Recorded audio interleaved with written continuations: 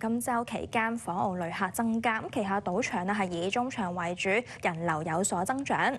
大行都話博彩收入理想，日均收入咧更加係升至2年高位，唔排除金沙份業績有驚喜。陶俊明報導。兩間新場，一個黃金週，加埋總理李克強到訪澳門，為博彩業帶嚟生氣。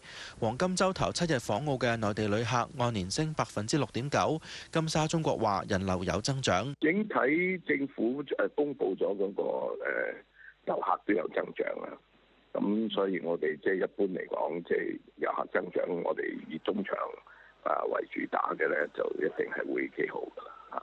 咁所以我哋嘅人流，我感覺上都係有增加嘅。每一年黃金週咧，我哋都係有準備充足嘅。咁即係其實同往年我哋嘅準備工作都係一樣。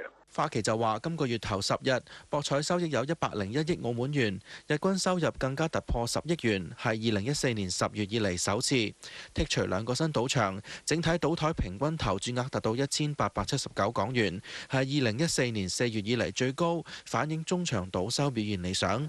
但係黃金週過後，一般處於淡季，花旗並唔睇好，維持10月博彩收益升5%，有210億嘅預測。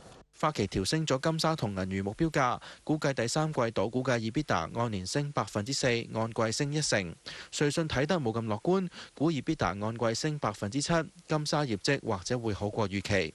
至於總理李克強訪澳提及嘅19項措施，對博彩業冇直接受惠。金沙話作為會展業嘅龍頭，期望措施有幫助，但係有分析員就話唔會寄予厚望。有線電視記者陶俊文報道。